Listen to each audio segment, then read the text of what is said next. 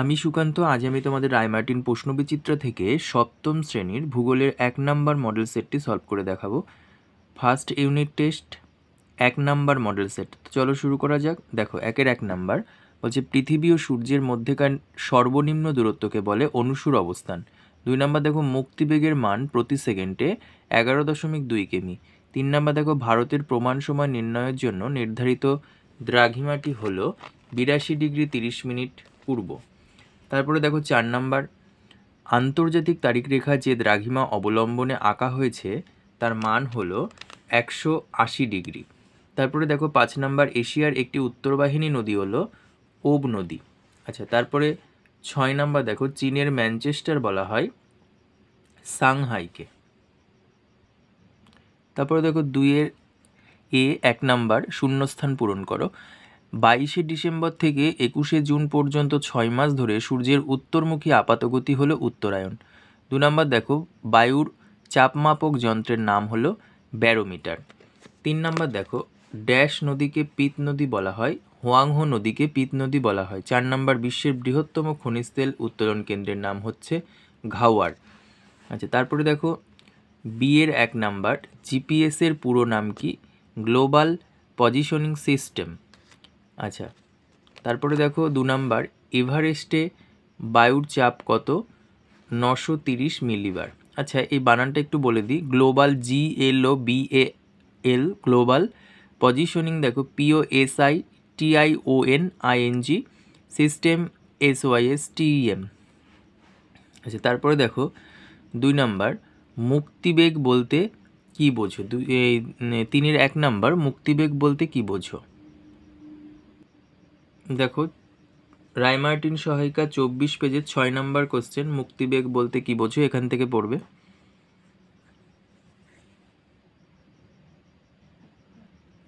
তারপরে দেখো 2 নাম্বার মধ্যরাতে সূর্যের দেশ কাকে বলা হয়? দেখো মধ্যরাতে সূর্যের দেশ বা নিশীথ সূর্যের দেশ এটা বলবে। দেখো এই পাশে একটু আছে, এই পর্যন্ত বলবে।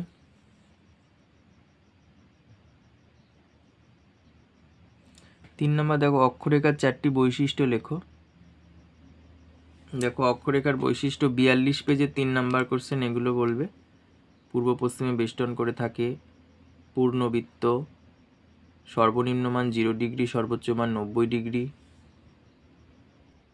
তারপরে দেখো 4 নাম্বার কোশ্চেন বলছে মহাকাশচারীরা এক ধরনের বিশেষ পোশাক পরিধান করেন কেন? দেখো 83 পেজের 20 নাম্বার কোশ্চেন, এখান থেকে পড়বে।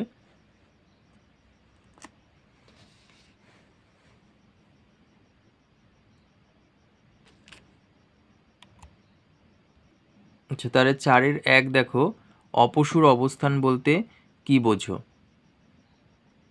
দেখো অপসূর অবস্থান পরিক্রমণ পথে সূর্যের সঙ্গে পৃথিবীর রৈখিক দূরত্ব সর্বাধিক হয় 4 জুলাই। এই দিন পৃথিবী থেকে সূর্যের রৈখিক দূরত্ব দাঁড়ায় প্রায় 15 কোটি 20 লক্ষ কিমি। ওই দিনকে বলা হয় অপসূর অবস্থান। তারপরে দেখো বিষুব কথার অর্থ কি? বিষুব কথার অর্থ হচ্ছে সমান দিনরাত্রি। যে 2 নাম্বার দেখো এশিয়া মহাদেশের ভূমধ্যসাগরীয় জলবায়ুর বৈশিষ্ট্যগুলি লেখো। দেখো পেজ নাম্বার 228 পেজ পেয়ে যাবে। দেখো এই যে 4 নাম্বার পয়েন্টে আছে ভূমধ্যসাগরীয় জলবায়ু অঞ্চলের অবস্থানটা লিখবে, প্রধান বৈশিষ্ট্যগুলো এই যে এই পর্যন্ত লিখে দেবে। 3 নাম্বার দেখো এশিয়া মহাদেশের দক্ষিণ বাহিনী নদীগুলির বৈশিষ্ট্য আলোচনা করো। এটা পেয়ে যাবে 225 পেজে রায়মার্টিন সহায়িকা 3 নাম্বার কোশ্চেন। এই দেখো এশিয়া মহাদেশের দক্ষিণ বাহিনী নদীগুলির বৈশিষ্ট্য। 1 নাম্বার নদীগুলি বরফ গলা ও বৃষ্টির জলে পুষ্ট। আচ্ছা, তারপরে দেখো মৌসুমি জলবায়ু অঞ্চলের ওপর দিয়ে প্রবাহিত হওয়ার জন্য অধিক বৃষ্টির ফলে বর্ষাকালে বন্যা হয়। তারপরে দেখো পার্বত্য প্রবাহে নদীগুলিতে গভীর গিরিখাত এবং নদী মোহনায় বদ্বীপ সৃষ্টি হয়।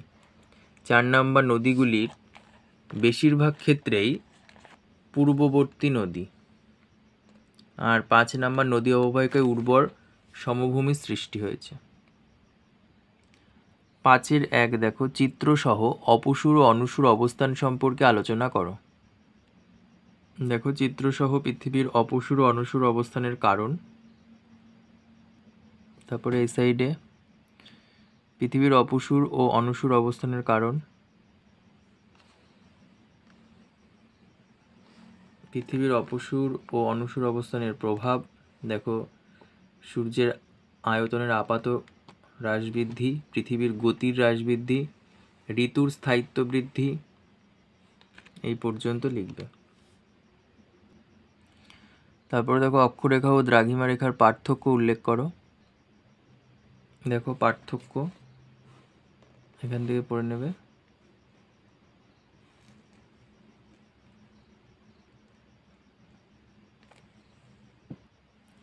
দেখো, 3 নাম্বার, বায়ুর চাপ কয় প্রকার ও কি কি? সমচাপ রেখা 3টি বৈশিষ্ট্য লেখো। দেখো, বায়ুর ভূপৃষ্ঠ সংলগ্ন বায়ুর 2 ধরনের চাপ দেখা যায়। দেখো, উচ্চচাপ আর নিম্নচাপ। তারপরে দেখো, সমচাপ রেখার এখানে কাকে বলে এইটুকু লিখবে। লেখার পরে দেখো বৈশিষ্ট্য, এই যে এখান থেকে বৈশিষ্ট্য লিখবে। অনেকগুলো বৈশিষ্ট্য আছে, যে কটা চাইবে সে কটা লিখে দেবে।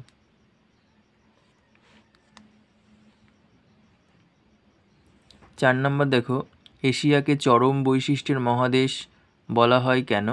কোন নদীকে স্বর্ণরেণুর নদী বলে?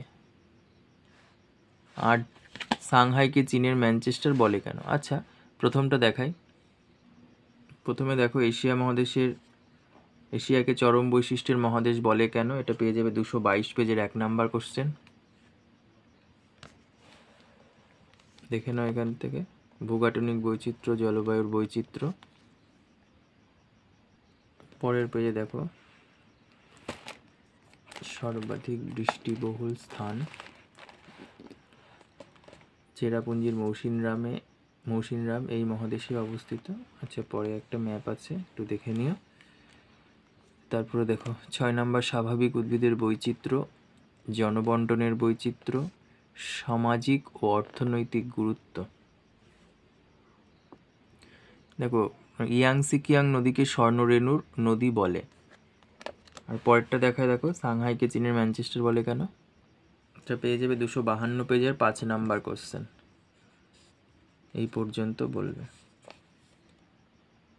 Thank you.